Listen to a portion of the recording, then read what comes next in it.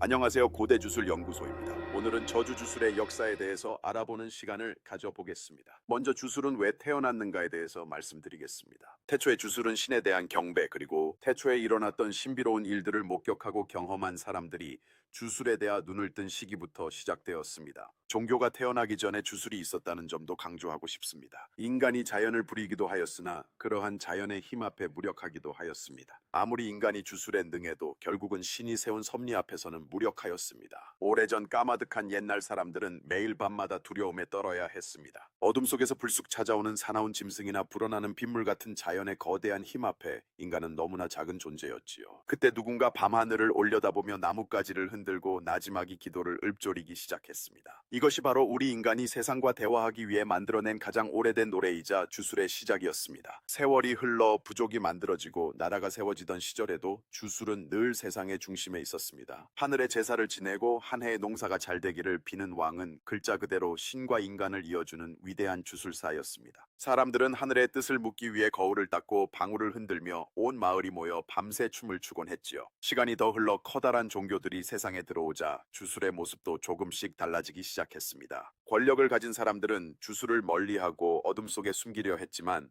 민중들의 삶 속에서는 결코 사라지지 않았습니다. 아이의 병이 낫기를 바라는 어머니의 절절한 마음이나 한 해의 애군을 막고자 벽에 붙이던 조그만 부적 하나에 주술의 숨결은 끊이지 않고 이어졌습니다. 세상이 바뀌어 건물들이 높게 들어서고 손안의 작은 화면으로 온 세상을 보는 오늘날은 어떨까요? 과학이 거대하게 발전한 지금도 우리는 여전히 알 수 없는 내일에 대해 불안해하고 마음을 기댈 곳을 찾습니다. 타로 카드를 한 장 뽑아보거나 화면 속 부적을 저장하고 영화 속 오컬트 이야기에 눈을 떼지 못하는 우리의 모습은 아주 먼 옛날 밤하늘을 보며 기도를 올리던 선사시대 사람들의 마음과 다르지 않습니다. 결국 주술의 역사란 거친 세상 속에서 살아남기 위해 마음의 평안을 찾아 헤매어 온 우리 인간들의 진솔한 이야기였던 셈입니다. 주술은 신의 섭리와 신에 대한 경배를 표출하고 연결하고자 하는 염원을 실현시키는 방법과 기술입니다. 일종의 기술입니다. 그 기술은 인간이 주체가 되어 어떤 마법을 부리는 것이 아니라 신에 대한 경배와 사랑 그리고 신의 뜻을 받아들이겠다는 종교의식을 진행하는 것이며 좀 더 잘 치르기 위해서 추가적인 방식을 취하면서 주술이 발달하게 된 것입니다. 그렇기에 아주 나중에 만들어진 현재의 종교들, 즉 기독교, 천주교, 유대교, 불교, 이슬람교, 힌두교 등은 이미 주술이 완성된 후 아주 나중에 만들어진 종교들입니다. 그런 역사를 고려하면 주술의 역사는 인류 태초에서부터 그 기틀이 마련된 것임을 알 수 있는 것입니다. 무당의 경우에는 아주 나중에 태어난 것으로 대부분의 종교적인 기틀이 잡혀가며 기존의 주류에 편입되지 못한 계층이 레지스탕스처럼 개개별의 믿음을 실현하기 위한 다양한 행태라고 볼 수 있습니다. 신내림을 받고 그런 다양한 잡신들에게 의지해서 장기술을 부리며 맞추기 게임식으로 무속 상담이 진행되는 것이 대표적인 무속 상담의 형태인 것을 감안하면 종교로 보기는 어려운 것입니다. 불교의 경우에도 일종의 수도의 길을 보여주는 철학에 지나지 않아 종교로 보기는 어렵다는 견해도 존재합니다. 반면 주술의 경우에는 태초에 인류가 시작하는 시기에 뿌리를 두고 있어서 신과 인간에 대한 연결고리를 매우 중요시 여기며 모든 것은 창조신의 섭리에 뿌리는 두고 있는 것입니다. 그렇기에 주술의식이라든가 기도의 방식은 매우 차별성이 있습니다. 주술사는 창조신에게 의식과 기도를 올리는 반면 기독교는 예수라는 인간에게, 불교도 시스타르타라는 인간에게, 천주교는 창조신, 이슬람교는 또 다른 형태의 예수에게, 유대교도 창조신에게 기도를 올립니다. 그런 관점에서 보면 주술사는 천주교, 유대교와 공통점이 있다고 볼 수 있습니다. 그러나 한 가지 큰 차이가 있습니다. 유대교나 천주교는 인간의 주술에 대해서 금기시하는 입장이지만 주술사는 신의 섭리에는 주술도 하나의 지혜로 보기에 금기시하기보다는 오히려 주술을 권장하는 입장입니다. 결국은 성경이건 코란이건 불경이건 각각의 종교가 인간의 주술에 대해서 금기시하면서도 정작 그들의 경전에는 주술의 결과를 신의 증거로 다루고 있는 모순이 매우 많이 존재하고 있습니다. 무당의 경우에도 마찬가지입니다. 귀신이라는 존재는 원래 인간이었고 아울러 인간의 생각이 사념체를 만든다는 것에 털을 두고 신내림이라는 일종의 신고식을 통해서 특별한 인간이 된다는 믿음에 털을 두지만 완류의 생성 그리고 이 세상의 태동에 대해서는 설명하지 못하는 점을 생각하면 확실히 무당이라는 샤머니즘은 매우 협의의 염원의 표출이라고 정의할 수 있습니다. 그렇기에 무속 상담에서는 많은 제한이 있습니다. 인간은 어디에서 왔으며 어디로 가고 사후의 세계는 어떠하며 이승과 저승의 규칙이나 법칙 그리고 세상이 어떤 섭리에 의해서 운용되고 작동하는가에 대해서는 설명하지 못하는 것입니다. 그런 한계성은 마치 같은 공간을 무한으로 맴도는 지방령처럼 귀신에 대한 지나친 편향적 의존과 오로지 귀신을 통해 문제를 바라보고 해결하려는 특성은 내부적인 한계를 안고 있다고 볼 수 있습니다. 결국은 이런 모든 것들을 종합해서 보면 주술사는 신의 섭리에 기초할 때 가장 상위의 존재라고 볼 수 있고, 그 밑에는 천주교, 기독교, 불교와 같은 주류 종교들이 있으며 이후 지역별로 부족별로 인간적인 욕구를 충족하기 위한 무당들이 다양한 형태로 나타난 것입니다. 이는 시간적으로도 역사적으로도 기록에 의하더라도 이미 지구라는 공간이 완성이 된 후에 개인적인 문제를 죽은 귀신의 힘을 빌어 해결하고자 하는 염원의 표출이자 몸부림이 바로 샤머니즘의 기초라는 것을 쉽게 알 수 있는 것입니다. 무당은 우주의 현상에 대해서 답변을 하지 못합니다. 아울러 무당은 과학 현상에 대한 해석을 못합니다. 이는 불교도 마찬가지입니다. 주류 종교는 과학이라는 현상과 법칙 앞에서 침묵을 넘어 신성모독이라는 권위주의적인 공격적 비난을 피할 수 없는 숙명을 안고 있습니다. 반면 주술은 과학 기술이나 기타 인류가 만들어가는 다양한 분야에 대한 지식의 탑마저도 창조신의 지혜의 일부라고 인지합니다. 저와 같은 주술사는 신의 섭리를 바탕으로 주술을 부리는 것은 바로 그러한 본질적인 역사를 통해서 확인되는 것입니다. 수박 겉핥기식으로 장의술을 배운 무당들이나 선무당들은 주술을 부정합니다. 그들의 무지함은 주술이 마치 가짜이고 사기인 것으로 보이는 것입니다. 그러나 그들의 그러한 편협된 왜곡에 기반한 인식은 자연스러운 것입니다. 두 손을 들어 원을 만들고 그 원을 통해서 세상을 바라보는 운명이 바로 무당이나 선무당의 한계인 것이죠. 주술은 그 뿌리와 기원이 태초의 창조에 작동한 신의 섭리에 근본을 두고 있어서 주술사는 섭리를 활용하고 기본적인 대표적인 섭리를 변형하여 세부적인 응용을 하게 됩니다. 그것은 마치 이미 인간 사회에 반영이 되어 시스템의 기초가 되고 있는 체계적 사회 질서와 같습니다. 기존의 모든 종교와 믿음은 죽음과 삶 두 가지 영역으로 모든 현상과 세상을 해석합니다. 창조와 소멸, 생명과 죽음, 이승과 저승, 이런 이분법적인 종교적 인식과 믿음은 샤머니즘에서 영향을 주었습니다. 샤머니즘 역시 생과 사, 이승과 저승, 생명과 죽음에 털을 두고 있습니다.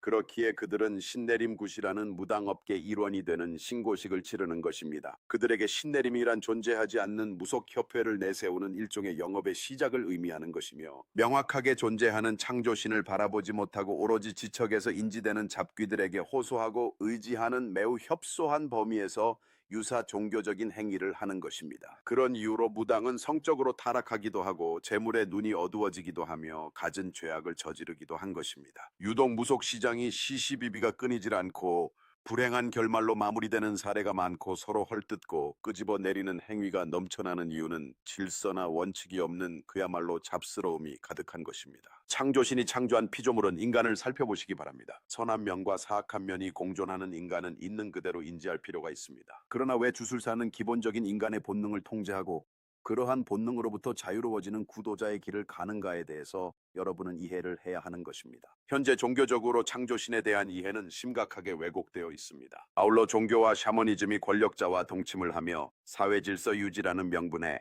야합을 하며 대중을 기망해온 역사를 고려하면 그 폐해는 가늠하기 어려운 수준입니다. 지배층의 통제적 수단으로 전락한 기존의 종교들로 인해 통제 속에 갇힌 대중은 진실로부터 지속적으로 거리가 멀어지는 참사가 벌어진 것입니다. 보라는 것만 보게 되고 금지하는 것은 보지 못하는 종교적 폐해는 이미 역사의 기록으로 남아있지요. 이런 폐해는 샤머니즘에도 고스란히 남아있습니다. 모든 무당이 그러하지는 않으나 특정 선무당은 나의 말이 곧 법이니 나의 말을 따르라고 유도하기도 하고, 잘못된 길로 대중을 이끌며 사익을 개인적인 욕심을 채우는 선무당들은 사회적인 해악이기도 합니다. 그런 사회적인 폐악이 대중의 눈을 가리고 귀를 막고 있는 지금의 현실은 주술사의 눈에는 매우 슬픈 현실이기도 합니다. 이제 신의 섭리에 대해서 제대로 알아가는 시간을 가져보시기 바랍니다. 여러분은 절망의 늪에 빠진 상황에서도 신의 축복을 온몸으로 바라실 수 있습니까? 여러분은 삶에서 어둡고 모든 것이 무너진 것 같으며 절망적인 환경에 놓였을 때 애도 살아있음에 감사하는 마음으로 행복한 감정으로 스스로를 가득 채울 수 있습니까? 만약 그렇다면 여러분은 타고난 깨달은 사람들입니다. 신의 섭리는 매우 다양합니다. 보통의 경우 신에 대한 이해가 부족하고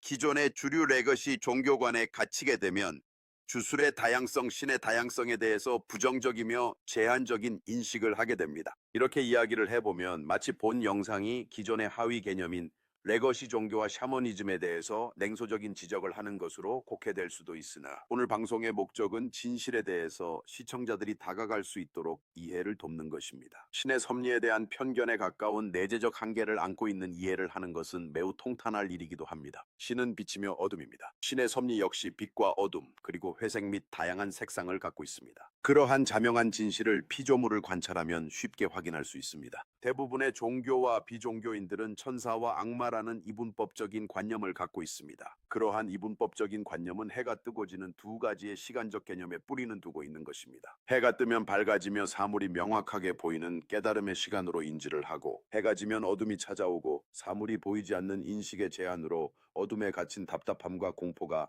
자리를 잡는 것입니다. 그렇기에 천국 지옥으로 이분법적 사후의 세계에 대한 인식과 믿음을 갖는 것은 이러한 대자연의 반복적인 빛과 어둠에 대한 인간이 감정이 반영이 된 것이라는 점을 알 수 있습니다. 그러나 고대주술연구소는 그러한 이분법적인 세계관은 매우 단순한 인간적 감정에 기반한 관념이라는 것을 지적합니다. 실제로 이 세상은 그런 이분법적 관념으로는 설명될 수 없습니다. 그것은 매우 제한적이며 한계에 빠진 해석이니까요. 창조신이 창조한 피조물들에는 인류 보편적인 믿음에 따르면 악마, 악귀, 악령도 있으며 사악한 존재들고 있고 천사와 같은 존재도 있는 것이며 인간이라는 잡다한 성격을 가진 존재도 있는 것입니다. 그러나 어리석은 믿음은 창조신과 악마가 서로 대립을 한다는 것입니다. 창조의 주체인 신이 창조한 피조물에 지나지 않는 악마와 대립을 하고 전쟁을 치른다는 것은 매우 신적 존재를 의인화한 해석이며 관념이니 매우 아쉬운 믿음입니다. 오히려 그러한 관념과 믿음은 신성 모독과도 같습니다. 창조신의 섭리는 대표적으로 유유상종 사필 규정이 있습니다. 주술사로서 가장 두려워하는 신의 섭리는 바로 이런 유유상종과 사필 규정입니다. 같은 것은 같은 것을 끌어당기는 무서운 섭리는 그 누구도 피할 수 없는 강력한 신의 섭리입니다. 아울러 사필 규정은 모든 것은 결국은 제자리로 돌아가게 되는 것입니다. 그런데 이런 섭리는 과학계에도 예외 없이 적용되고 있습니다. 예를 들면 사이버 레카지를 하는 사람들은 그런 사람들이 모여서 하나의 집단을 형성하게 되어 있으며, 세상을 아름답게 만드는 사람들은 그런 사람들이 모여서 하나의 단체를 만들게 되어 있습니다.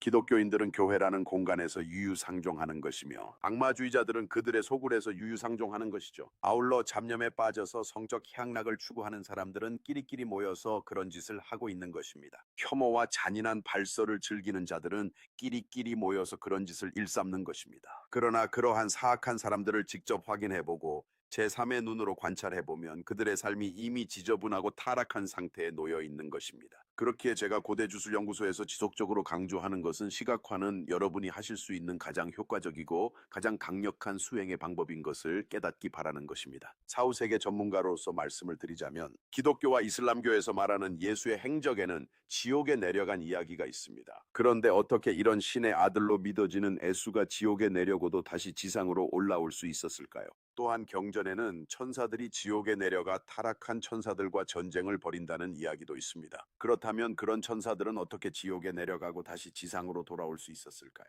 그 비밀에 대해서 주술사로서 설명을 드리겠습니다. 그 비결은 바로 흔들리지 않는 믿음인데, 그것이 창조신에 대한 믿음을 넘어서 신의 섭리에 대한 믿음을 말하는 것입니다. 그리고 그러한 섭리를 활용하고 받아들이는 비법이 바로 시각화인 것입니다. 시각화가 생활화되면 부적도 필요하지 않습니다. 그리고 신의 섭리에 통달하게 되면 누구든 부적을 그릴 수 있고 주술을 부릴 수 있게 됩니다. 주술이란 누구나 할 수 있는 마법과도 같은 기술을 의미합니다. 만일 누군가 주술이나 무속적인 행위가 무당의 전유물이라고 주장한다면 그런 사람들은 아무것도 모르는 무식한 자들이라는 점을 아셔야 합니다. 부적을 그리는 것도, 무속적인 비방을 치는 것도, 주술을 부리는 것은 모든 인간이 할 수 있는 것이지 신고식에 지나지 않는 신내림이라는 행위를 한 사람들의 전유물이 아니라는 것입니다. 한간에 오랫동안 선무당이라는 호칭이 존재해온 이유는 무엇을 시사하는 것인가요? 선무당이라는 명칭이 우리의 언어에 남게 된 이유는 바로 이러한 과대포장된 신내림 신고식은 대중의 눈과 귀를 어지럽힌 가증스러운 사회적 약속의 결과이기도 합니다. 그런 비판적 기록은 그 정도로 샤머니즘의 패습이 심각한 사회적 문제를 야기해온 것을 의미하기도 합니다. 주변을 잘 관찰해 보십시오. 같은 것들끼리 모여 있습니다. 더러운 것들은 더러운 것들끼리 모여서 더러움을 강화하고 있으며, 맑은 영혼을 가진 사람들은 끼리끼리 모여서 맑은 영혼들이 모이기 마련입니다. 그것이 바로 신의 섭리인 것입니다. 여러분이 살면서 이상하게 싫고 거리를 두고 싶은 생각이나 마음이 꺼지지 않는다면 그것은 그들과 여러분이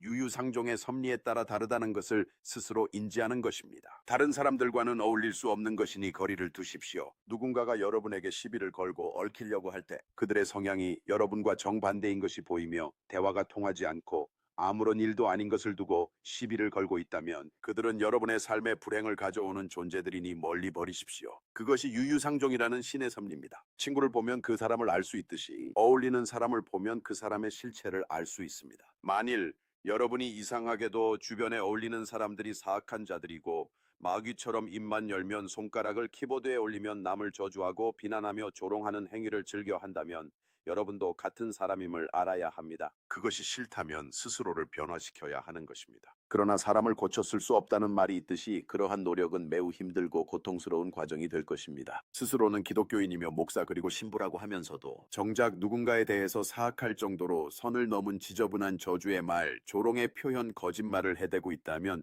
그는 일반적으로 우리가 아는 목사나 신부가 아닌 것입니다. 스스로를 불교인이라고 주장하면서도 주로 타인에 대해서 저주, 비난, 조롱, 누명을 씌우는 말과 행위가 주를 이룬다면 그 사람은 불교인이 아닌 양아치 건달 잡놈에 지나지 않습니다. 불교의 가르침과 정반대의 행위를 하면서 어찌 부처의 가르침을 행하는 자라 하겠습니다. 이처럼 깨달음을 얻어 진정한 섭리의 주술을 깨닫고 행하는 길에는 많은 장애물들이 많이 있는 것입니다. 이제 여러분은 주술의 기원과 본질에 대해서 어느 정도 이해를 하게 되신 것입니다. 시각화는 가장 일상에서 수련할 수 있는 방법이니 꼭 하실 것을 추천드립니다. 주술은 가장 근원적인 신의 섭리입니다. 그런데 우리가 살다 보면 참 많은 악한 자들을 마주하게 됩니다. 그렇다면 그런 사악한 자들을 주술을 걸어서 징벌하면 되지 않을까? 그런 생각을 하는 분들이 적지 않습니다. 그런데 그거 아시나요? 이미 사악한 자들을 저주하는 주술은 행해지고 있습니다. 그것은 바로 창조신이 걸어둔 주술이 이미 작동하고 있습니다. 그것은 우리 모두 이미 알고 있는 인과응보입니다. 인과응보의 섭리는 일종의 저주 주술과도 같습니다. 뿌린 대로 거두게 하는 섭리는 창조신의 섭리입니다. 그렇기에 죄를 지은 자는 반드시 그 대가를 치르게 되어 있습니다. 그런데 스스로 착하다고 생각하는 분들이 왜 자신은 착하게 살고 있는데 불행한 삶을 살고 있냐고 반발합니다. 그러나 그들도 반드시 숨겨진 죄악을 저지르고 있음을 양심의 손을 얹고 인정하시기 바랍니다. 저주대행을 수년 동안 진행하면서 목격한 진실은 스스로 착하고 선한 피해자라고 주장하시는 분들 중에는 사실과 다른 경우가 많았습니다. 그렇다면 이런 반론도 있었습니다. 저 사람들은 온갖 죄를 지으며 살고 있는데 왜 아무런 대가도 치르지 않고 잘 나가죠? 그것은 인과응보의 예외가 아닙니다. 오히려 저주를 받고 있음을 의미합니다. 저주에 걸리면 그리고 저주에 걸려 대가를 크게 치를 사람들은 당장은 더 잘 나가는 삶을 삽니다. 그것이 바로 악마의 저주입니다. 저주에 걸리면 그리고 저주에 걸려 대가를 크게 치를 사람들은 당장은 더 잘 나가는 삶을 삽니다. 그것이 바로 악마의 저주입니다. 죄를 짓고 타인에게 피해를 주며 살지만 자신은 아무 일도 없이 잘 건강하게 풍요롭게 살고 있으니 나는 천하무적이며 신도 나를 어찌하지 못하는 것이다. 이런 말과 글 그리고 생각들이 난무합니다. 그러나 그들은 어리석게도 바로 그러한 상황이 악마의 저주라는 것입니다. 죽음에 이르기 전에 어떠한 대가를 치르지 않게 하면 점점 더 오만해지며 바늘 도둑이 소도둑이 되는 것처럼 그들의 죄악은 점점 더 대담해지고 자주 행해지는 것입니다. 그렇게 방치하면 결국은 그들의 영혼은 지옥에 유유상종하는 수준으로 변하는 것이니 이는 전형적인 악마의 저주 주술인 것입니다. 그렇게 한 평생을 마감하도록 만들어야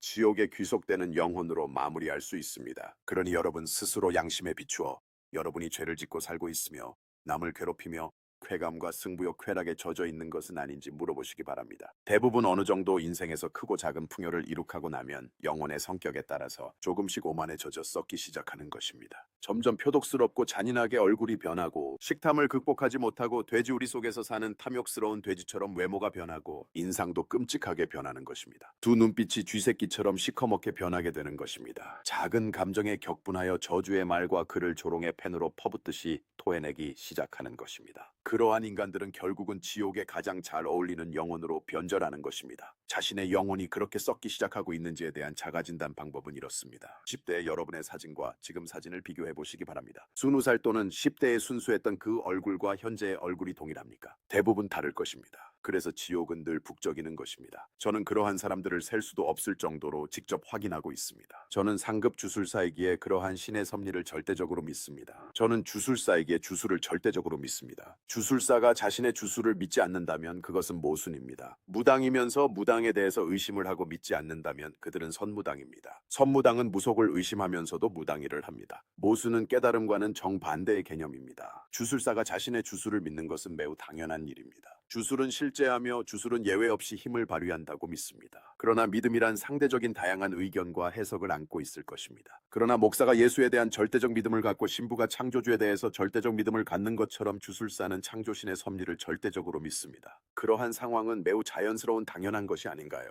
이처럼 주술은 매우 신묘하고 오묘하면서도 그 근원은 이미 우리가 알고 있는 유유상종, 전화위복, 사필귀정, 인과응보와 같은 섭리에서 발견될 수 있는 것입니다. 신의 섭리가 난해하고 어렵다면 그것은 섭리가 아닙니다. 누구나 이미 알고 있고 주변에 증거들이 넘쳐날 때 그것이 바로 예외 없이 적용되는 신의 섭리인 것입니다. 간단한 질문에 대해서 난해한 선문답식 답변을 하는 자는 깨닫지 못한 자들입니다. 그러하니 선문답을 하는 자는 깨달음과는 무관하니 그런 것을 인식하고 삶을 살아야 할 것입니다. 오늘은 주술의 뿌리와 기원에 대해서 안내를 드렸는데 여러분에게 도움이 되면 좋겠습니다. 오늘도 시청 감사드리며 앞으로도 여러분을 위한 고대 주술 연구소가 되도록 노력하겠습니다. 감사합니다.